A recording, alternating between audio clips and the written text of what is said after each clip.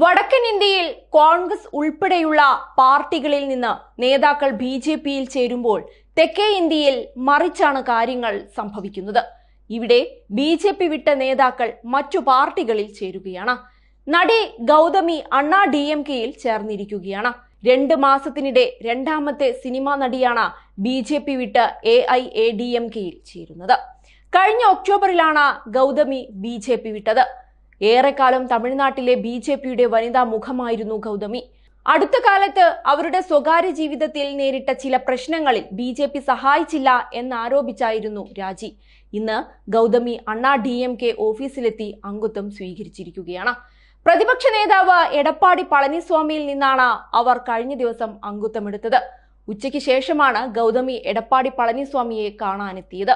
25 വർഷം ബി.ജെ.പിയിൽ പ്രവർത്തിച്ച വ്യക്തിയാണവർ. ബി.ജെ.പി സംസ്ഥാന അധ്യക്ഷൻ കെ അണ്ണാമലയുമായി അവർക്ക് അഭിപ്രായ വ്യത്യാസമുണ്ടായിരുന്നു.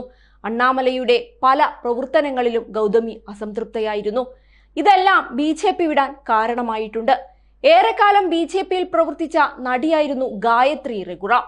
ബി.ജെ.പി സംസ്ഥാന അധ്യക്ഷനുമായുണ്ടായ അഭിപ്രായ വ്യത്യാസമാണ് അവരുടെ രാജിയിൽ കലാശിച്ചത്.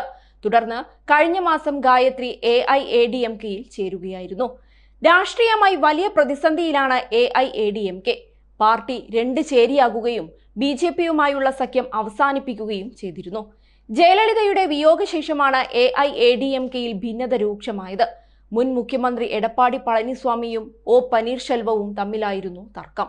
വിഷയം കോടതി കയറിയെങ്കിലും എടപ്പാടിക്കായിരുന്നു വിജയം. അതേസമയം പനീർശെൽവം ബി.ജെ.പിയുമായി സഖ്യം തുടരുന്നുണ്ട്.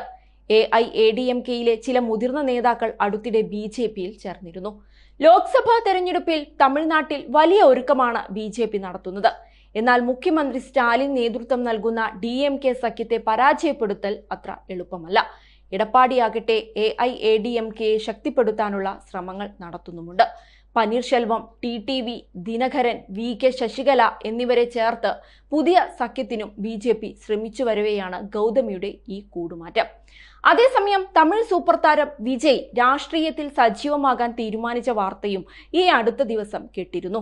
ശക്തമായ പ്രതിപക്ഷമില്ലാത്ത തമിഴ്നാട്ടിൽ വിജയുടെ വരവ് പല ചർച്ചകൾക്കും ഇടയാക്കിയിട്ടുണ്ട്. അദ്ദേഹത്തിന്റെ രാഷ്ട്രീയ പാർട്ടി 2026 തമിഴ്നാട് നിയമസഭാ തെരഞ്ഞെടുപ്പിൽ മത്സരിക്കുമെന്ന് അറിയിച്ചിട്ടുണ്ട്. തമിഴക വെട്രി കഴകം, അതായത് ടി.വി.കെ എന്നാണ് വിജയ് രൂപീകരിച്ച പാർട്ടിയുടെ പേര്. തെരഞ്ഞെടുപ്പ് കമ്മീഷനിൽ രജിസ്ട്രേഷൻ നടപടികൾ പൂർത്തിയാക്കിയതോടെ വരുന്ന ലോക്സഭാ തെരഞ്ഞെടുപ്പിൽ മത്സരിക്കുമോ എന്നായിരുന്നു ആദ്യം ഉയർന്ന ചോദ്യം. എന്നാൽ അടുത്ത നിയമസഭാ തെരഞ്ഞെടുപ്പാണ് വിജയ് ലക്ഷ്യമിടുന്നതെന്നാണ് പാർട്ടി പറയുന്നത്. സിനിമാ രംഗത്ത് നിന്ന് രാഷ്ട്രീയത്തിലെത്തിയ നിരവധി പേർ തമിഴ്നാട്ടിലുണ്ട്. എം.ജി.ആറും കരുണാനിധിയും ജയലളിതയുമാണ് ഇതിൽ തിളങ്ങിയത്. എന്നാൽ രജനീകാന്ത് തന്റെ ശ്രമം പാതി വഴിയിൽ ഉപേക്ഷിക്കുകയാണ് ചെയ്തത്. വിജയകാന്ത് ആദ്യം തിളങ്ങിയെങ്കിലും പിന്നോക്കം പോയി.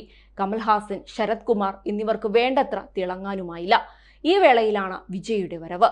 വിജയ് രാഷ്ട്രീയത്തിൽ സജീവമാകുന്നത് തമിഴകം വ്യത്യസ്തമായ രീതിയിൽ സഞ്ചരിക്കുമ്പോഴാണ്. ഡി.എം.കെ ചോദ്യം ചെയ്യാനില്ലാത്ത ശക്തിയായി വളർന്നിരിക്കുന്നു. പ്രതിപക്ഷമായ അണ്ണാ ഡി.എം.കെ പിളർന്നതോടെ കരുത്ത് ചോർന്നു. ബി.ജെ.പി മുഖ്യ പ്രതിപക്ഷമാകാൻ ശ്രമിക്കുന്നുണ്ട്. വിജയ്ക്ക് പിന്നിൽ ബി.ജെ.പി ആണെന്ന് അണ്ണാ ഡി.എം.കെ നേതാക്കൾ ആരോപിക്കുന്നുണ്ട്. എന്നാൽ ആര് വന്നാലും തമിഴ് മനസ്സ് മാറില്ലെന്ന് തന്നെയാണ് ഡി.എം.കെയുടെ പ്രതീക്ഷ.